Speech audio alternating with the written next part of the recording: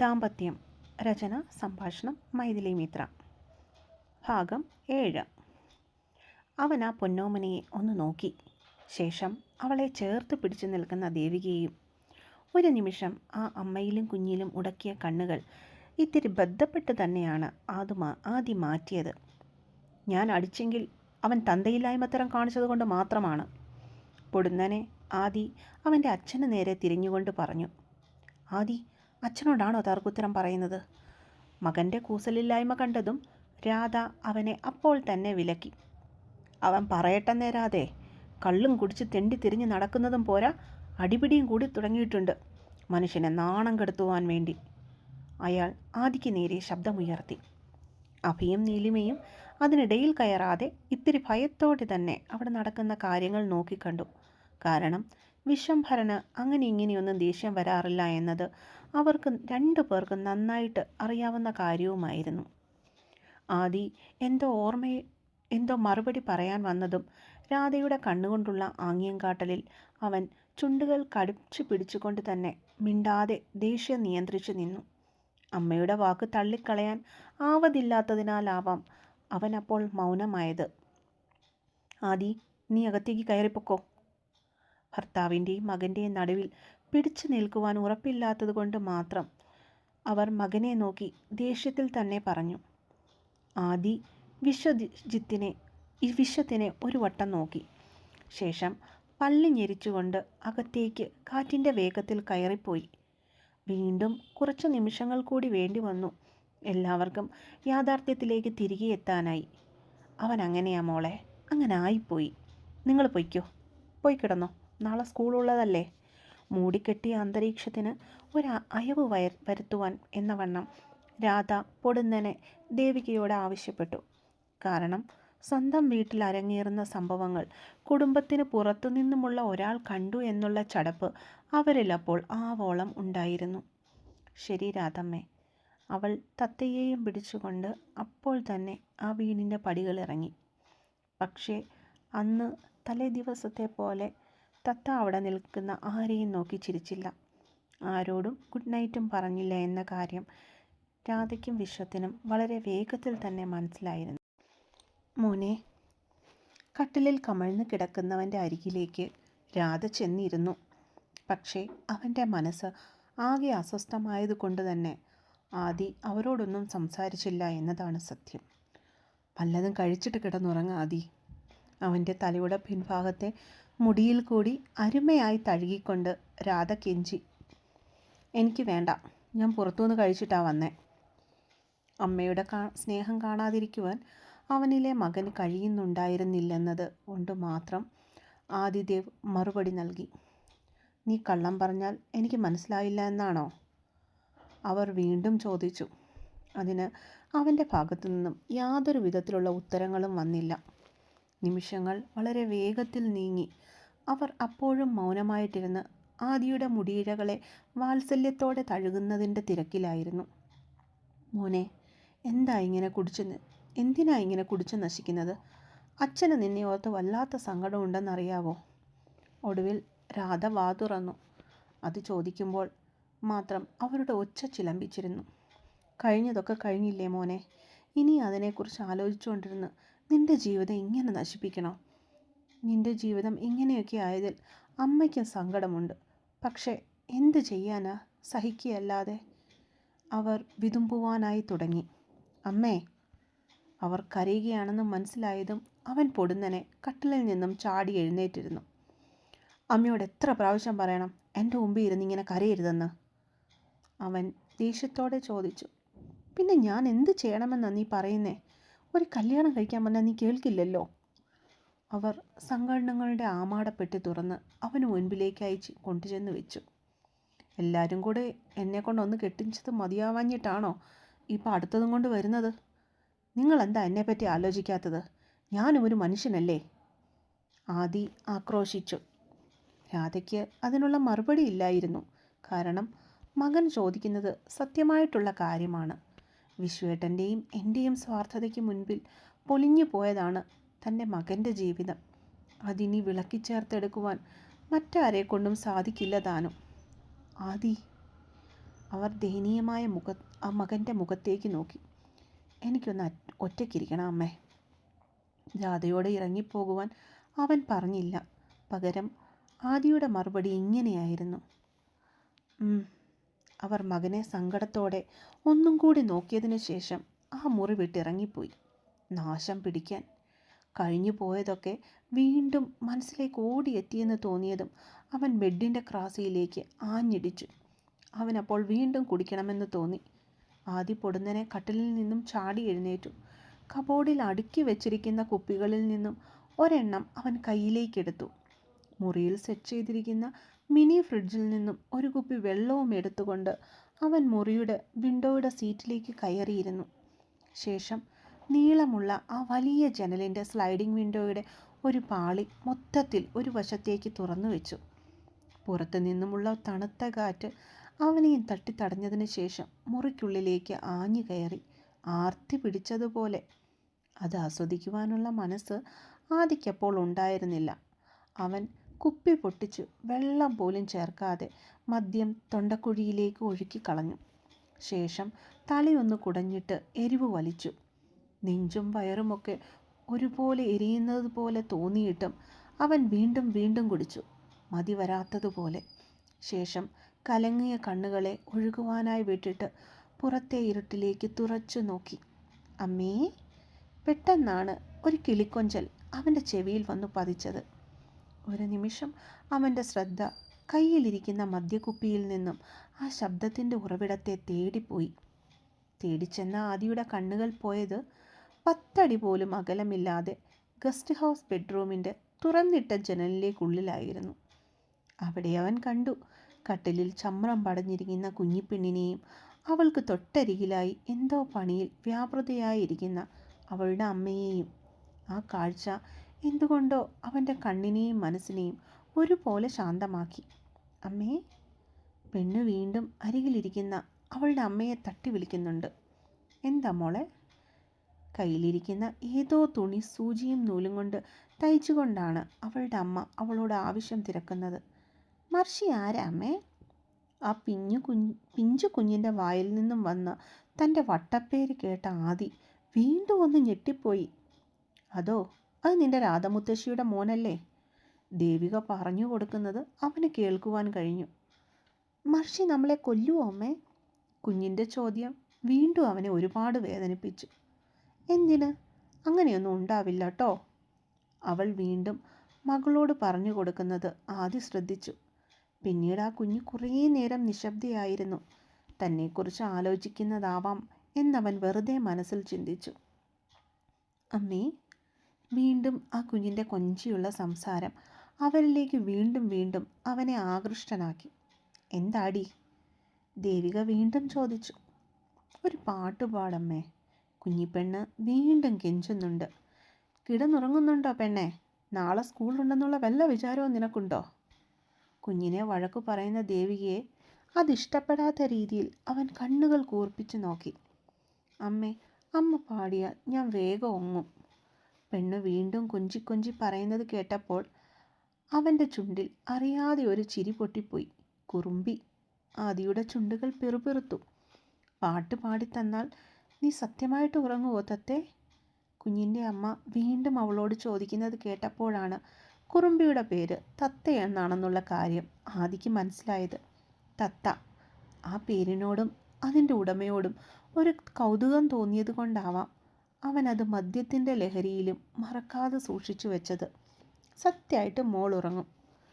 ആ കുറുമ്പിപ്പെണ്ണ് അവളുടെ അമ്മയിൽ കൈ പിടിച്ചുകൊണ്ട് സത്യമിടുന്നത് കണ്ടതും അവനും ഒരു നിമിഷം അവൻ്റെ ഭൂതകാലത്തിലേക്ക് ഓടിപ്പോയി. പണ്ട് താനും ഇങ്ങനെയായിരുന്നു. എന്തെങ്കിലുമൊക്കെ കാര്യം സാധിക്കുവാൻ വേണ്ടി അമ്മയുടെ കയ്യിൽ സത്യമിടുക എന്നത് തൻ്റെ ഒരു സ്ഥിരം ഏർപ്പാടായിരുന്നു. അവൻ്റെ ഓർമ്മകളിൽ അവനൊരു കുഞ്ഞു കുട്ടിയായി മാറി.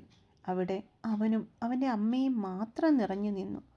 പിന്നീടെപ്പോഴോ അവൻ വലുതായി. എന്നിട്ടും സത്യമിടിയിൽ നിന്നിരുന്നില്ല. ഒടുവിൽ ഒരു സത്യത്തിൻ്റെ പേരിലാണ് അനാമിക തൻ്റെ ജീവിതത്തിലേക്ക് ഇടിച്ചു കയറിയത്. ഒരു സത്യം തൻ്റെ ജീവിതത്തെ തന്നെ നാശനമാക്കി. അവയൊന്നും ഓർക്കാൻ ഇഷ്ടപ്പെടാത്തതുപോലെ അവൻ വീണ്ടും തലയൊന്ന് കുടഞ്ഞുകൊണ്ട് വീണ്ടും കുപ്പി വായിലേക്ക് കമഴ്ത്തി. മനോഹരമായ താരാട്ടുപാട്ടിൻ്റെ ശീലുകളാണ് ആദിയെ കുപ്പി താഴെ വെച്ചിട്ട് വീണ്ടും അങ്ങോട്ടേക്ക് നോക്കുവാൻ പിന്നെയും പ്രേരിപ്പിച്ചത്. അവൻ്റെ നോട്ടം വീണ്ടും തിരിച്ച് അവരിലേക്കായി. കട്ടിലിൽ അടങ്ങി ഒതുങ്ങി കിടക്കുന്ന കുഞ്ഞിപ്പെണ്ണ്, അവളുടെ അരികിലായി ഇരുന്നു കൊണ്ട് തുടയിൽ തട്ടി കൊടുത്ത് പാട്ട് പാടിയുറക്കുന്ന അവളുടെ അമ്മ. ആ പാട്ടിൻ്റെ മാന്ത്രികതയിൽ ലയിച്ച് അവൻ ആ അമ്മയെയും കുഞ്ഞിനെയും ഉറ്റുനോക്കിക്കൊണ്ട് അങ്ങനെ തന്നെ കുറേ നേരം ഇരുന്നു. കുറേയേറെ സമയം കഴിഞ്ഞതും കുഞ്ഞിപ്പെണ്ണ് കട്ടിലിൽ അനങ്ങാതെ കിടക്കുന്നത് കണ്ടു. അപ്പോഴാണ് അവൾ ഉറങ്ങിയെന്നുള്ള കാര്യം അവന് മനസ്സിലായത്. ആ മുറിയിലെ വെട്ടമണയുന്നത് നോക്കി അവൻ ആ വിൻഡോ സീറ്റിൽ ചമ്രം പടഞ്ഞിരുന്നു. ഉറക്കം കണ്ണുകളെ മൂടാൻ തുടങ്ങിയതും ആദി കാലുകൾ നീട്ടിവെച്ചുകൊണ്ട് അവിടെ തന്നെ കിടന്നുറങ്ങി. ഉറക്കത്തിൽ അവനൊരു സ്വപ്നം കണ്ടു. തത്ത അവൻ്റെ അരികിലായി ഇരുന്ന് കൊഞ്ചുന്നത്, അവനോടൊപ്പം കളിക്കുന്നത്, അവൻ്റെ നെഞ്ചിൻ കൂടിന് മുകളിൽ തലവെച്ച് കിടന്നുറങ്ങുന്നത്, ഒടുവിൽ അവനെ അപ്പ എന്ന് വിളിക്കുന്നത്. അവൻ നാണമില്ലാതെ കണ്ടവരുടെ അടിയും തല്ലും കൊണ്ട് വന്നിരിക്കുന്നു. കുമാരി മകൻ്റെ ചുവന്ന് കല്ലിച്ച് കിടക്കുന്ന നടുവിന് മുകളിൽ തിളച്ച വെള്ളത്തിൽ മുക്കി പിഴിഞ്ഞെടുത്ത് തോർത്ത് വെച്ച് ചൂട് പിടിച്ചു. അമ്മേ, പതുക്കെ, പൊള്ളുന്നു. അവൻ കട്ടിലിന് മുകളിൽ കമഴ്ന്ന് കിടന്നുകൊണ്ട് ഒന്നിളകി. നീ അടങ്ങിക്കിടക്കില്ലെങ്കിൽ ഞാൻ ഈ തിളച്ച വെള്ളം മുഴുവനും എടുത്ത് നിന്റെ ദേഹത്തേക്ക് ഒഴിക്കും. പറഞ്ഞില്ലെന്ന് വേണ്ട. അതും ഉച്ചത്തിൽ പറഞ്ഞുകൊണ്ട് അവരാ തീ പോലെ പൊള്ളുന്ന തുണി സുധിയുടെ പുറത്തേക്ക് വെച്ചമർത്തി. തള്ളേ, നിങ്ങൾ എന്നെ കൊല്ലാൻ തുടങ്ങിയേക്കുവാണോ? അവൻ ചൂട് സഹിക്കാനാവാതെ കിടന്നലറി. അതേടാ, നിന്നെ അത് തന്നെയാണ് ഞാനിപ്പോൾ ചെയ്യേണ്ടത്. ഉപേക്ഷിച്ചു പോയ ഭാര്യയുടെ അടുത്ത് പോയി പ്രശ്നമുണ്ടാക്കിയിട്ടല്ലേ നിനക്ക് ഈ ഗതി വന്നത്. ഇനിയെങ്കിലും നന്നായിക്കൂടെ സുധി നിനക്ക്? അവർ മകന് നേരെ ആക്രോശിച്ചു. ഓ പിന്നെ, അമ്മയുടെ പുന്നാരമ്മൻ നല്ലതായിരുന്നെങ്കിൽ കെട്ടിക്കേറി വന്നവൾ ഈ തെക്കേലെ വീട്ടിലുണ്ടായിരുന്നേനെ. ചേട്ടൻ്റെ കയ്യിലിരിപ്പുകൊണ്ടാണ് ദേവി ഈ വീട്ടിൽ നിന്ന് ഇറങ്ങിപ്പോയത്. പൊടുന്നനെ സുധിയുടെ മുറിയുടെ വാതിൽക്കൽ നിന്നുകൊണ്ട് അകത്തേക്ക് തലയിട്ട് നോക്കിയ ഹരിതയുടെ ശബ്ദം പുട്ടിന് പീര പോലെ അവിടെ മുഴങ്ങിക്കേട്ടു. അമ്മയുടെ ഇളയ സന്താനത്തിനോട് മിണ്ടാതിരിക്കാൻ പറ, അല്ലെങ്കിൽ ഞാൻ എണീക്കുമ്പോൾ അവൾക്കടെ പുറം കാണത്തില്ലെന്നൂടെ പറഞ്ഞേക്ക്. പെങ്ങളോടുള്ള ദേഷ്യത്തിൻ്റെ പുറത്ത് അവൻ അണപ്പല്ലി ഞെരിച്ചു. നീ എന്തിനാടാ കിടന്ന് അവളോട് ഒച്ചയെടുക്കുന്നേ? അവൾ എന്തോന്ന് പറഞ്ഞെന്നാ നീ പറയുന്നേ? കുമാരിയും സ്വന്തം മകളെ പൊതിഞ്ഞു പിടിച്ചുകൊണ്ട് അഭിപ്രായം പറഞ്ഞു. അമ്മയുടെ നാവിൽ നിന്ന് കേട്ട വർത്താനത്തിൽ സന്തോഷം തോന്നി ഹരിത ആത്മസംതൃപ്തിയോടെ അവിടെ നിന്നും സ്വന്തം മുറിയിലേക്ക് മൂളിപ്പാട്ടും പാടി നടന്നു. ഇനി രാത്രി കിടക്കാൻ പോണേന് മുന്നേ ഒന്നുകൂടെ പിടിച്ചു തരാം. ചൂട് പിടിക്കുവാനായി ചരുവത്തിൽ കൊണ്ടുവന്ന് വെച്ച വെള്ളം തണുത്തുവെന്ന് തോന്നിയതും കുമാരി അതും എടുത്തുകൊണ്ട് അടുക്കളയിലേക്ക് മെല്ലെ നടന്നു. അമ്മ മുറിയിൽ നിന്നും ഇറങ്ങിപ്പോയെന്ന് മനസ്സിലായതും അവൻ പതിയെ കട്ടിലിൽ നിന്നും എഴുന്നേറ്റു. ശേഷം റൂമിൻ്റെ വാതിൽ അകത്തുനിന്ന് കൊട്ടിയടച്ച് ഭിത്തിയലമാരയ്ക്ക് നേരെ കാലുകൾ നീക്കി. സുധി ചുവരലമാലയുടെ പൂട്ട് തുറന്നു. അതിൽ അടുക്കി വെച്ചിരിക്കുന്ന തുണികൾക്ക് താഴെയായി ഒളിപ്പിച്ചു വെച്ച ഒരു പൊതി അവൻ വെപ്രാളത്തോടെ കയ്യിലേക്ക് എടുത്തു. പൊതിയിലുള്ള പ്ലാസ്റ്റിക്കിൻ്റെ ചെറിയ പാക്കറ്റുകളിൽ നിന്നും ഒന്നെടുത്ത് അവൻ പല്ലിനടിയിൽ വെച്ച് കടിച്ചു പൊട്ടിച്ചു. ശേഷം അതിനുള്ളിലെ വെളുത്ത പൊടി ലേശം എടുത്ത് ഇടത്തെ കൈവെള്ളയിലേക്ക് ഇട്ടുകൊടുത്തു. ഒരു ഭ്രാന്തമായ ആവേശത്തോടെ അതിൽ നിന്നും ഒരു നുള്ളെടുത്ത് മൂക്കിനരികിലേക്ക് അടുപ്പിച്ചവൻ. പിന്നീടത് അകത്തേക്ക് ആഞ്ഞു വലിച്ചു. ഒരു നിമിഷം അവന് കണ്ണു കാണാൻ മേലാത്ത അവസ്ഥ തോന്നി. സ്വർഗം കണ്ട ഒരു പ്രതീതി, പിന്നീടൊരു ശാന്തതയായിരുന്നു. അവൻ ഉടൻ തന്നെ കട്ടിലിലേക്ക് കയറി കിടന്നു. പിന്നീട് കണ്ണുകൾ ഇറുക്കി അടച്ചുകൊണ്ട് ഉറക്കത്തിലേക്ക് ആഴ്ന്നു. അപ്പോഴും ദേവിയുടെ ഉടലഴകുകൾ അവൻ്റെ മനസ്സിൽ കിടന്ന് ഓളം വെട്ടി. കാവുമ്പാട്ടെ വീട്ടിൽ അങ്ങനെ സുഖിച്ച് കഴിയാൻ നിന്നെ ഈ സുധി അനുവദിക്കുമെന്ന് തോന്നുന്നുണ്ടോ? എനിക്ക് വേണം നിന്നെ, നിന്റെ ഉടലിനെ. അതെന്നെ വല്ലാതെ മോഹിപ്പിക്കുന്നു ദേവി. ഉറക്കത്തിനിടയിലും അവൻ പുലമ്പിക്കൊണ്ടിരുന്നു. മോനെ, നമ്മുടെ ദേവി തെക്കേലെ വീട്ടിൽ നിന്ന് ഇറങ്ങിപ്പോയെന്ന്. അത്താഴം വിളമ്പുന്നതിനിടയിലാണ് സരസ്വതി മകനോട് വീണ്ടും കാര്യങ്ങൾ അവതരിപ്പിച്ചത്. അതല്ലേ അമ്മ കഴിഞ്ഞ ദിവസവും എന്നോട് പറഞ്ഞുകൊണ്ട് വന്നത്. അന്നേ ഞാൻ പറഞ്ഞതാ, ദേവിയുടെ കാര്യമാണെങ്കിൽ എനിക്ക് കേൾക്കണ്ട എന്ന്. ഭക്ഷണത്തിന് മുൻപിൽ വന്നിരുന്നവൻ അവരെ ഒന്ന് സൂക്ഷിച്ചു നോക്കിയിട്ട് പറഞ്ഞു, അതെ, എന്നാലും അവൾ അവിടെ നിന്ന് ഇറങ്ങിപ്പോയെന്ന് കേട്ടപ്പോൾ എനിക്കെന്തോ പോലെ. ഒന്ന് പോയി നമ്മൾ അന്വേഷിക്കുകയെങ്കിലും ചെയ്യണ്ടേ? കുഴിയൻ കിണ്ണത്തിലിരുന്ന സാമ്പാർ കുറച്ചുകൂടി ദേവൻ്റെ പാത്രത്തിലേക്ക് ഒഴിച്ചുകൊണ്ട് അവർ പരവേശപ്പെട്ടു. ഇവിടെ നിന്നാരും അവക്കടെ കാര്യം അന്വേഷിക്കാനായി പോകുന്നില്ല. തന്നെ വരുത്തി വെച്ചതല്ലേ, അനുഭവിക്കുമ്പോൾ പഠിച്ചോളും. അല്ലെങ്കിൽ തന്നെ സ്തുതിയോട് അടിയിട്ട് അവൾ എത്ര പ്രാവശ്യം ഈ വീട്ടിൽ കയറി വന്നിട്ടുണ്ടെന്ന് വല്ല കണക്കുമുണ്ടോ? സരസ്വതിയുടെ വാക്കിന് ഒരു ഇറ്റു വില പോലും കൊടുക്കാതെ അവൻ കഴുപ്പിലേക്ക് ശ്രദ്ധ തിരിച്ചു. നിന്റെ അനിയത്തിയല്ലേടാ, നിനക്കങ്ങനെ കണ്ടില്ല കേട്ടില്ല എന്ന് ഒഴിഞ്ഞു മാറാൻ പറ്റുമോ? അവർ അവസാനമായി അവനോട് അപേക്ഷിച്ചു. അതിൻ്റെ ആവശ്യമുണ്ടെന്ന് ഞങ്ങൾക്ക് തോന്നുന്നില്ല. ദേവകന് പകരം സംസാരിച്ചത് ഡൈനിങ് റൂമിലേക്ക് കയറി വന്ന അവൻ്റെ ഭാര്യയായ ദിവ്യയായിരുന്നു. കൂടെ അവരുടെ 10 വയസ്സുകാരനായ മകൻ വിഷ്ണു. മോളെ, അങ്ങനൊന്നും പറയല്ലേടി. അവൾക്ക് എന്തെങ്കിലും പ്രശ്നങ്ങളുണ്ടായാൽ അത് നമ്മളല്ലാതെ മറ്റാരാണ് നോക്കുക? ഇപ്പോൾ തന്നെ അവൾ കാവുമ്പാട്ടെ വീട്ടിൽ വാടകയ്ക്ക് താമസിക്കുന്നെന്നാണ് ആൾക്കാർ പറഞ്ഞു കേട്ടത്. സരസ്വതിയുടെ സംസാരത്തിൽ അപ്പോൾ ദയനീയത നിറഞ്ഞു നിന്നിരുന്നു. അമ്മയൊന്ന് വെറുതെ ഇരിക്കുന്നുണ്ടോ? കഴിഞ്ഞ 3-4 ദിവസങ്ങൾ തൊട്ട് തന്നെയും പിന്നെയും ഇത് തന്നെ പറഞ്ഞുകൊണ്ടിരിക്കുവാൻ അമ്മയ്ക്ക് നാണമില്ലേ? ഇവിടുന്ന് ആരും ദേവികയുടെ കാര്യം അന്വേഷിക്കാൻ പോകുന്നില്ല. ഇനി ഇക്കാര്യം പറഞ്ഞുകൊണ്ട് അമ്മ ദേവേട്ടൻ്റെ പിറകെ നടക്കണ്ട. എടുത്തു മുറിച്ചതുപോലെ സംസാരിച്ചിട്ട് ദിവ്യ മകനെയും കൊണ്ട് കഴിക്കുവാനായി കസേരയിലേക്ക് വന്നിരുന്നു. എന്നാലും അവർ മകൻ്റെയും മരുമകളുടെയും മുഖത്തേക്ക് നോക്കി വീണ്ടും നാണമില്ലാതെ കെഞ്ചി. ഒരെന്നാലുമില്ല. കെട്ടിച്ചു വിട്ടാൽ പെണ്ണുങ്ങൾ നിൽക്കേണ്ടത് കെട്ടിയവൻ്റെ വീട്ടിലാണ്. അവിടെ പല അഭിപ്രായ വ്യത്യാസങ്ങളും കാണും. അതൊക്കെ നോക്കിയും കണ്ട് നിന്ന് ചെയ്യുകയാണ് വേണ്ടത്. അല്ലാതെ അമ്മായിയമ്മ പിച്ചി, നാത്തവും കടിച്ചു, കെട്ടിയോ മാന്തി എന്നൊക്കെ പറഞ്ഞ് വീട് വിട്ട് ഇറങ്ങിപ്പോവുകയല്ല വേണ്ടത്. 4-5 വയസ്സുള്ള ഒരു കൊച്ചിൻ്റെ തള്ളയായി. എന്നിട്ടും നിങ്ങളുടെ മോടെ കുഞ്ഞുങ്ങൾ ഇനിയും മാറിയിട്ടില്ല. അനിയത്തിയോടുള്ള ദേഷ്യൻ ദേവൻ അമ്മയോട് പറഞ്ഞു തീർത്തു. പിന്നീട് സരസ്വതി ഒന്നും സംസാരിച്ചില്ല. അവർക്ക് ഏകദേശം കാര്യങ്ങളൊക്കെ മനസ്സിലായിരുന്നു.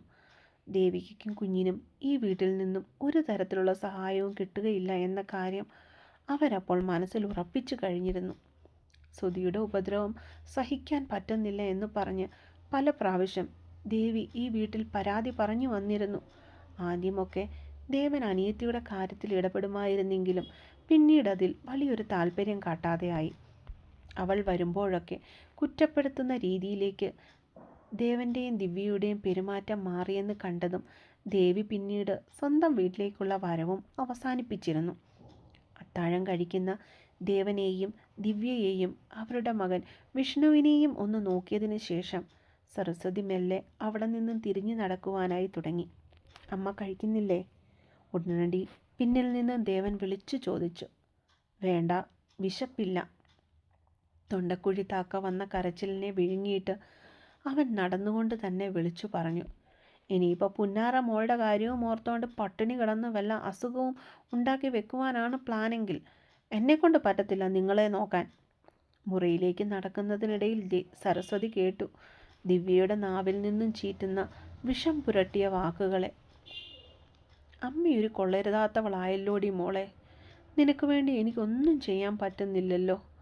ഒരനാഥയെപ്പോലെ ജീവിക്കുന്ന ദേവിയെ ഓർത്ത് സങ്കടപ്പെട്ടുകൊണ്ട് അവരാ കട്ടിലിലേക്ക് കിടന്നു. എന്നെ കൂടെ അങ്ങോട്ടേക്ക് വിളിച്ചൂടെ? മകനും മരുമകൾക്കും ഒരധികപ്പറ്റായി. ഇവിടെ ഇങ്ങനെ ഞാൻ എങ്ങനെയാ? ചുവരിലെ ആണിയിൽ തൂക്കിക്കിടക്കുന്ന ഭർത്താവായ നാരായണൻ്റെ ഫോട്ടോയിലേക്ക് നോക്കിക്കൊണ്ട് അവർ പൊട്ടിക്കരഞ്ഞു. മുത്തശ്ശി, മുത്തശ്ശി. സ്കൂൾ വിട്ടു വന്നതും തത്തമോള് ഗസ്റ്റ് ഹൗസിൽ നിന്ന് ഓടിച്ചെന്നത് കാവുമ്പാട്ടെ തറവാട്ടിലേക്കായിരുന്നു. ആഹാ, ഇതാര്? എൻ്റെ സുന്ദരിപ്പാറുവോ? അവളെ കണ്ട ഉടൻ തന്നെ ഹാളിൽ ടി വി കൊണ്ടിരുന്ന വിശ്വത്തിൻ്റെ കണ്ണുകൾ സന്തോഷം കൊണ്ട് വിടർന്നു വന്നു. മുത്തശ്ശിയെ. അവൾ അയാളുടെ അരികിലേക്ക് ഓടിച്ചെന്നിട്ട് ആ മടിയിലേക്ക് കയറിയിരുന്നു. മുത്തശ്ശിൻ്റെ തത്തപ്പെണ്ണേ. അയാൾ ആ കുരുന്നിൻ്റെ കവളിൽ ഉമ്മകൾ കൊണ്ട് മൂടി. പെണ്ണ് അതിനനുസരിച്ച് പൊട്ടിച്ചിരിച്ചു. അയാൾ ആ ഓമനയെ സ്നേഹത്തോടെ നോക്കി. കുളിയൊക്കെ കഴിഞ്ഞ് തോളറ്റം വരെ വെട്ടിയിട്ട നനഞ്ഞ മുടി ഒരു ബോ വെച്ച് പിന്നിലേക്ക് ഒതുക്കി വെച്ചിട്ടുണ്ട് കുഞ്ഞിപ്പെണ്ണ്. വെളുത്ത സുന്ദരമായ കുഞ്ഞു നെറ്റിയുടെ മധ്യത്തിൽ കൺമഷി കൊണ്ടുള്ള ഒരു വട്ടപ്പൊട്ടും കുത്തിയിട്ടുണ്ട്. അതാണ് പെണ്ണിനെ കൂടുതൽ സുന്ദരിയാക്കുന്നതും. വിടർന്ന ഉണ്ടക്കണ്ണിലും കര വരച്ച് ഭംഗിയാക്കിയിട്ടുണ്ട്. മുട്ടോളം നീളമുള്ള ഒരു മഞ്ഞ നിറത്തിലുള്ള പുള്ളിയുടുപ്പാണ് പെണ്ണിൻ്റെ വേഷം. വിശ്വം അവളുടെ നെറുകയിൽ വാത്സല്യത്തോടെ ഒന്ന് തഴുകി. മുത്തശ്ശൻ്റെ കുഞ്ഞാവ സ്കൂളിൽ നിന്നും വന്നിട്ട് വല്ലതും കഴിച്ചോ? അയാൾ കൊഞ്ചലോടെ ചോദിച്ചു. ഊവ്, പാല് കുടിച്ചല്ലോ. അവൾ ഉണ്ട കണ്ണുകൾ ഒന്നും കൂടി മിഴിച്ചുകൊണ്ട് ഉത്തരം നൽകി. ആഹാ, എൻ്റെ തത്ത ഗുഡ് ഗേൾ ആന്നു കേട്ടോ. അയാൾ ആ പൊന്നിനെ താലോലിച്ചുകൊണ്ട് ഉണ്ണിക്കുമ്പയിൽ ഇക്കിളിയിട്ടു. കുഞ്ഞിപ്പെണ്ണ് പൊട്ടിച്ചിരിച്ചുകൊണ്ട് വിശ്വത്തിൻ്റെ മടിയിൽ നിന്ന് ചാടിയിറങ്ങി. മുത്തശ്ശാ, അവൾ ചിരിയടക്കാനാവാതെ വിളിച്ചു. എന്താടി കുഞ്ഞേ? അയാൾ കൊഞ്ചലോടെ വിളി കേട്ടു. ഇക്കിളി എടുത്തേ. അവളുടെ കുഞ്ഞിച്ചുണ്ടുകൾ കൂർത്തു.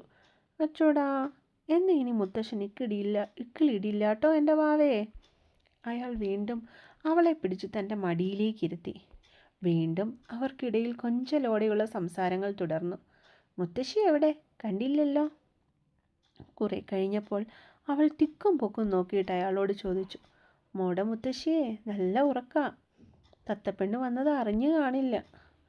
അയാൾ മുകളിലത്തെ നിലയിലേക്ക് നോക്കി കൊണ്ട് രഹസ്യം പോലെ പറഞ്ഞു. എങ്കിൽ മോള് പോയി മുത്തശ്ശി എഴുന്നേൽപ്പിച്ചോണ്ട് വാ. തത്ത ഉടൻ തന്നെ വിശ്വത്തിൻ്റെ മടിയിൽ നിന്ന് ചാടി എഴുന്നേറ്റു. പോയി വിളിച്ചോണ്ട് വാടി എൻ്റെ കുറുമ്പി. കിളികിലെ ചിരിച്ചുകൊണ്ട് നിൽക്കുന്ന അവളുടെ കവളിൽ വേദനിപ്പിക്കാതെ ഒരു കുത്തു കൊടുത്തുകൊണ്ട് വിശ്വം അവളെ രാധയുടെ മുറിയിലേക്ക് പറഞ്ഞു വിട്ടു. തത്ത ഓടിച്ചാടി മുകളിലേക്കുള്ള കോവണികൾ കയറി. മോളെ, പതിയെപ്പോ, താഴെ വീഴും. അവളുടെ ഓട്ടം കണ്ടതും വിശ്വം ഹാളിൽ നിന്നും ഉച്ചത്തിൽ വിളിച്ചു പറഞ്ഞു. ശരി മുത്തശ്ശേ. പെണ്ണ് അതനുസരിച്ചുകൊണ്ട് പതിയെ സ്റ്റെപ്പുകൾ കയറി. മുകളിലേക്ക് ചെന്നപ്പോൾ അവൾ കണ്ടു, ഇടത്തുവശത്തും വലത്തുവശത്തുമായി നീണ്ടു നിവർന്നു കിടക്കുന്ന 2 കോറിഡോറുകൾ. ഇവിടെ തന്നെയാ മുത്തശ്ശിയുടെ മുറി. നേരത്തെ ഒരു വട്ടം വന്നതിൻ്റെ ഓർമ്മയിൽ പെണ്ണ് അവിടെ നിന്നും വലത്തുവശത്തേക്ക് വെച്ചു പിടിച്ചു.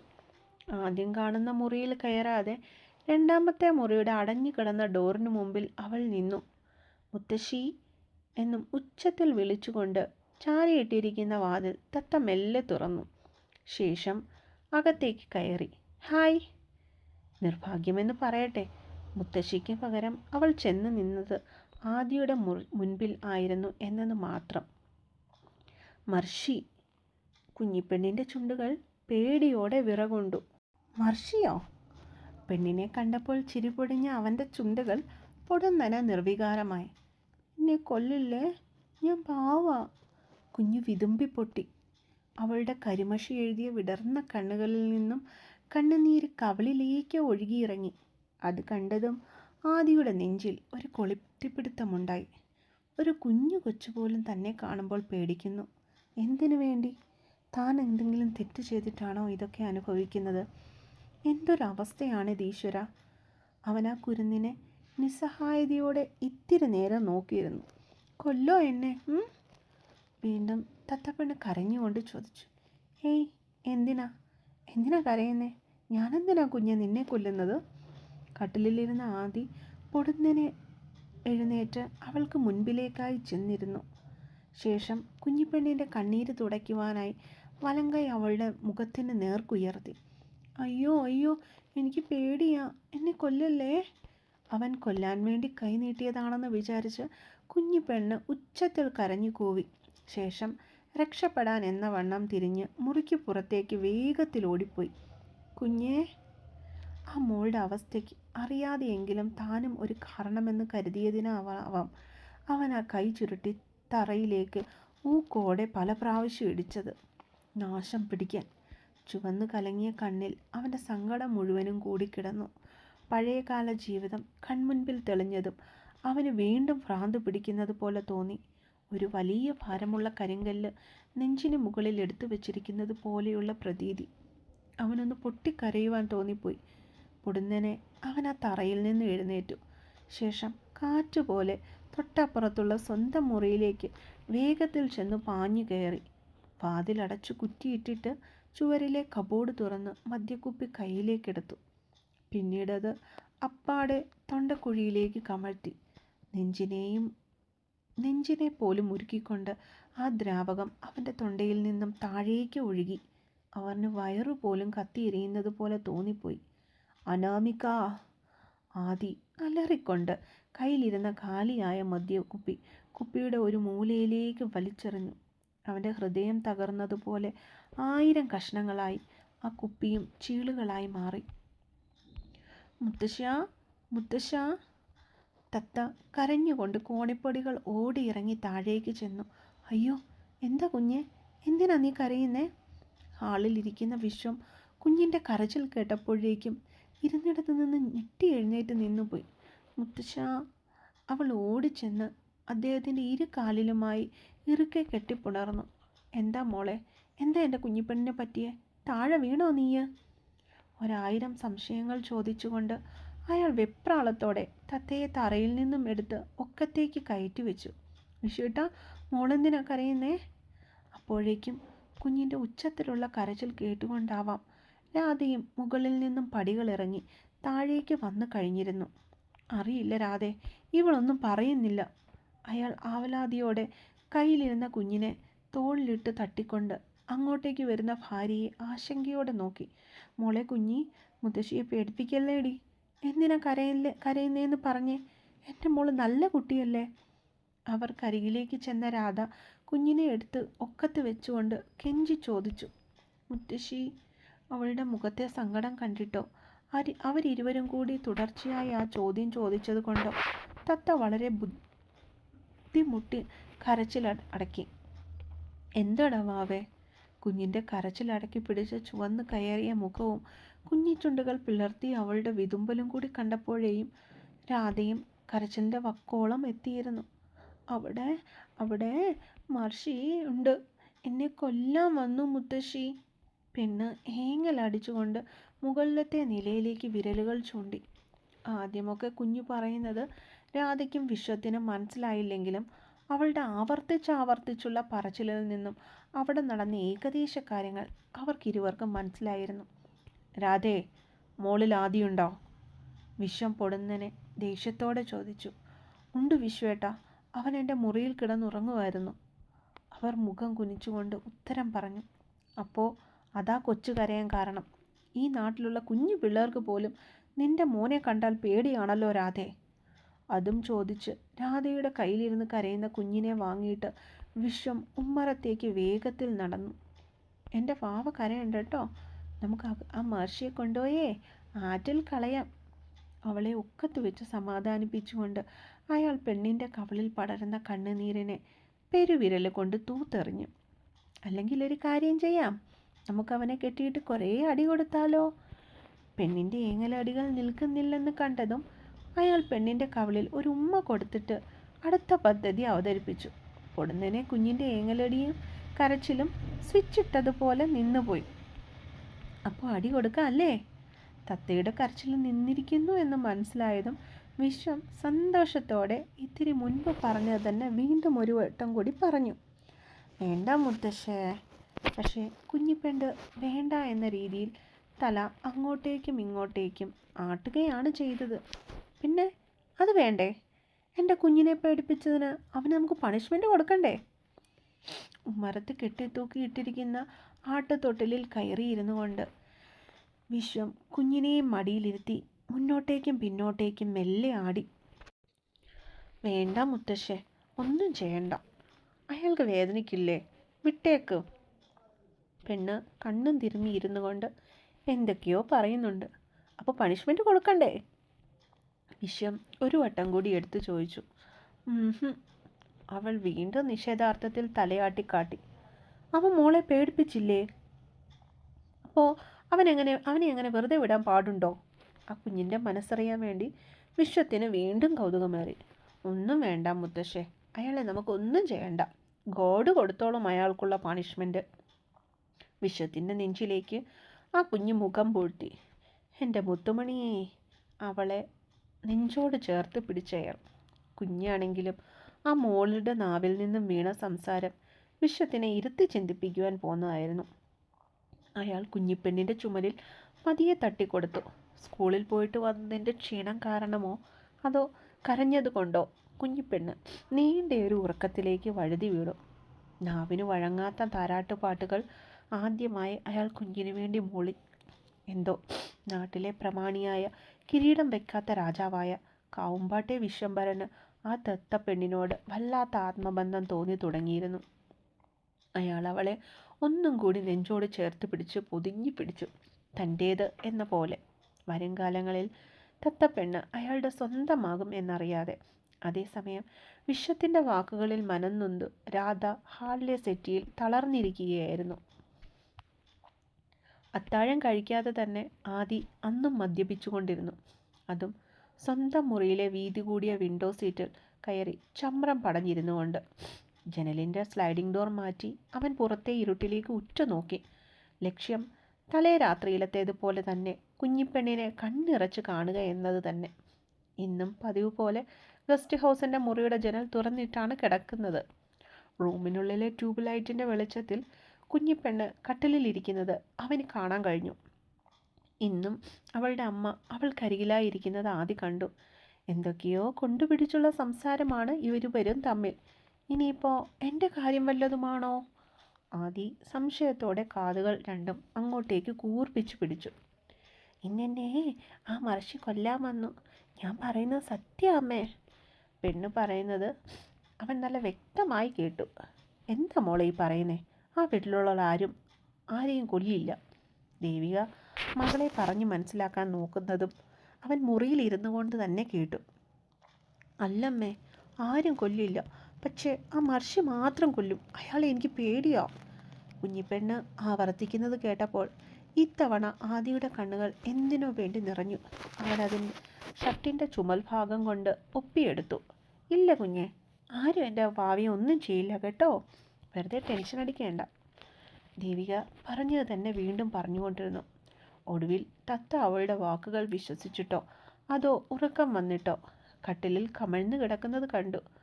ദേവികയുടെ താരാട്ടുപാട്ട് ഇന്നും അവൻ കേട്ടു. പതിയെ പതിയെ അത് നിലയ്ക്കുന്നതും മുറിയിലെ വെളിച്ചം അണയുന്നതും വേദനയോടെ നോക്കി നിൽക്കുവാനല്ലാതെ അവനെ കൊണ്ട് മറ്റൊന്നിനും കഴിഞ്ഞില്ല. കയ്യിലിരുന്ന കുപ്പിയിലെ മദ്യത്തിൻ്റെ ബാക്കി കൂടി അവൻ വെള്ളം തൊടാതെ കുടിച്ചു തീർത്തു. ശേഷം ആ വിൻഡോ സീറ്റിൽ തന്നെ മലർന്നു കിടന്ന് ആകാശത്തുള്ള നക്ഷത്രങ്ങളെ കണ്ണും മിഴിച്ചു നോക്കി. പൊടുന്നനെയാണ് അവൻ്റെ ഷർട്ടിൻ്റെ പോക്കറ്റിൽ കിടന്ന ഫോൺ അടിക്കുന്നത് ആദ്യം ശ്രദ്ധിച്ചത്. എടുത്തു നോക്കിയപ്പോൾ കണ്ടു, ജിത്തുവാണ്. എന്താടാ? എടുത്താട് ഉടൻ തന്നെ അവൻ ചോദിച്ചു. നീ എന്താ 2 ദിവസമായിട്ട് ഫ്ലാറ്റിൽ വരാത്തത്? ജിത്തുവിൽ നിന്നും ചോദ്യം വന്നു. വരാൻ പറ്റിയില്ല. ഒറ്റ വാക്കിൽ ആദ്യം ഉത്തരം നൽകി. അതെന്താന്നാ ഞാൻ ചോദിച്ചേ? സ്വന്തം വീട്ടിൽ കിടന്നാൽ ഉറക്കം വരാത്തവന് ഇപ്പോൾ എന്തു പറ്റി? ജിത്തുവിൻ്റെ ചോദ്യത്തിനുള്ള ഉത്തരം മനസ്സിലുണ്ടായിരുന്നുവെങ്കിലും മഹർഷി അത് തുറന്നു പറഞ്ഞില്ല. പകരം അവൻ്റെ കണ്ണുകൾ താഴെ ഗസ്റ്റ് ഹൗസിന് പിന്നിലുള്ള ജനാലകൾ തുറന്നിട്ട ആ ഇരുട്ടു മുറിയിലേക്ക് നീങ്ങി. നിന്നെ വിട്ടു പോകുവാൻ തോന്നുന്നില്ലല്ലോ കുഞ്ഞേ. അവൻ്റെ മനസ്സ് ഒന്ന് തേങ്ങി. കാത്തിരിക്കൂ. സ്റ്റോറി ഇഷ്ടമാവുന്നുണ്ടെങ്കിൽ കേൾക്കുന്ന എല്ലാവരും ഒന്ന് സപ്പോർട്ട് ചെയ്ത് സബ്സ്ക്രൈബ് ചെയ്ത് സപ്പോർട്ട് ചെയ്യണേ.